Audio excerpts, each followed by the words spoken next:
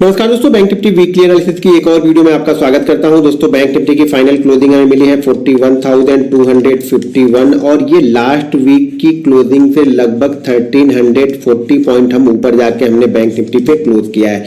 जो bank Nifty की ये वाली जो रेड कैंडल है वो कैंडल थी लगभग मेरे ख्याल से 1220 पॉइंट की, और इस वीक जो हम क्लोज कर रहे हैं वो 1340 पॉइंट ऊपर जाके हमने क्लोज किया है, जिसमें से लगभग 860 पॉइंट लगभग हमने कल के सेशन में ही ये गेन किया है, फ्राइडे के सेशन में।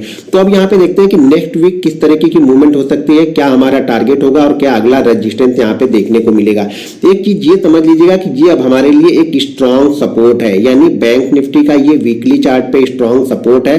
बैंक निफ्टी जब तक अब 39,400 के नीचे क्लोज नहीं होगा तब तक इसमें कोई बड़ी गिरावट देखने को नहीं मिलेगी बैंक निफ्टी में, क्योंकि यहाँ पे कंटिन्यू हमने 3 वीक सपोर्ट लिया। इस वीक हमारे बजट वाले वीक में हमने यहाँ पे सपोर्ट लिया, इसके बाद हमने करेक्शन किया तो वापस इसी जगह पे सपोर्ट लिया, और लास्ट वीक भी हम इसी जगह से सपोर्ट लेके ऊपर की साइड में यहाँ पे निकले हैं। लेकिन बैंक निफ्टी में दिक्कत जो है ना, वो दिक्कत ये है कि अभी भी बैंक निफ्टी ने पिछले हाई को क्रॉस नहीं किया है।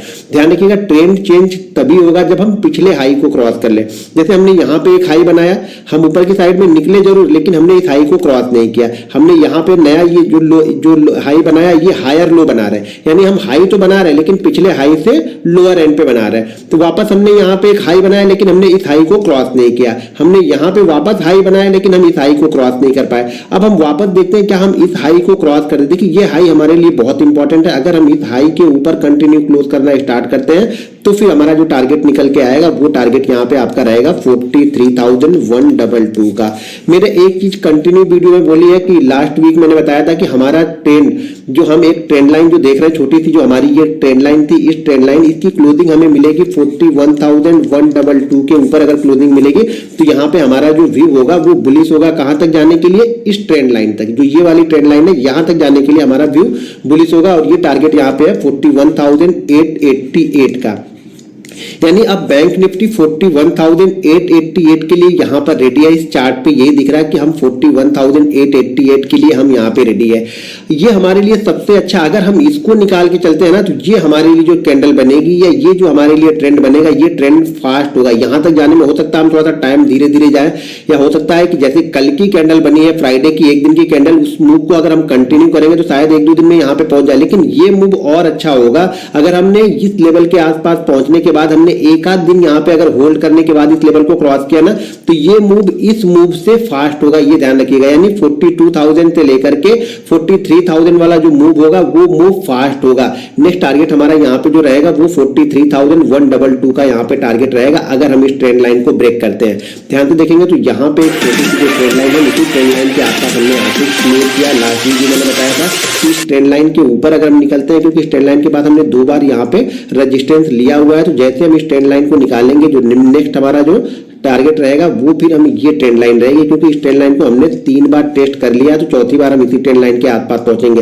बेस्ट मूवमेंट इस लेवल के बाद में, जब हम ये लेवल निकाल लेंगे ना, ये बड़ी वाली जो कैंडल बनी है ना, इस बड़ी वाली कैंडल के ऊपर अगर हम क्लोज करने लगते हैं तो फिर हमारा टारगेट एक न्यू हाई की तरफ होगा। लेकिन वो तब होगा जब हम 41,122 के ऊपर वीकली चार्ट पे क्लोज करेंगे। नीचे की साइड में हमारे पास ये अच्छा खासा एक सपोर्ट है, और जैसा कि मैंने एक मूविंग एवरेज भी लगा के आप लोग को बताया था लास्ट वीक में, तो चलिए वो मूविंग एवरेज में लगा के आपको दिखाता हूं कि हम अभी कहां पे पहुंच रहे हैं। तो यहाँ पे मैं एक इंडिकेटर यूज कर रहा हूं और यहाँ पे हम टाइप करते हैं मूविंग एवरेज।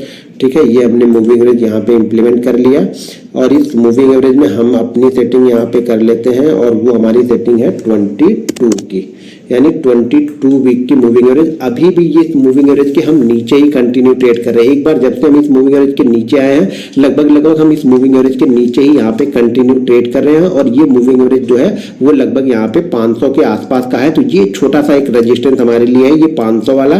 तो यहाँ पे थोड़ी सी नजर बना के रखनी पड़ेगी। इस जोन के बाद ना लगभग 42,400 के बाद से लेकर के 41,400 के बाद, यानी 41,444 के बाद से 41,888, ये जोन जो है ना, थोड़ा सा सप्लाई जोन है। ये जो 400 पॉइंट की जोन है ये सप्लाई जोन है।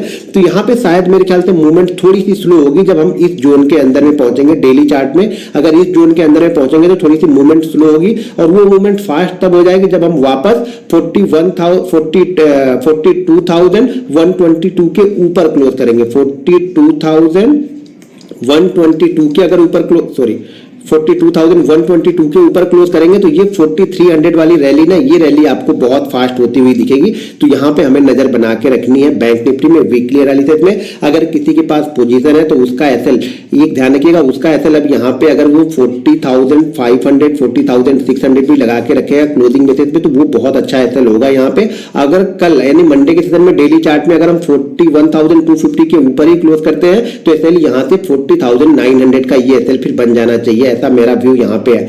अब देखिए डाउन मूव तभी आएगा जब हम इस कैंडल को हाफ यानी इस कैंडल को लगभग आधा से ज्यादा हम ब्रेक करके नीचे की साइड में ट्रेड करेंगे डेली चार्ट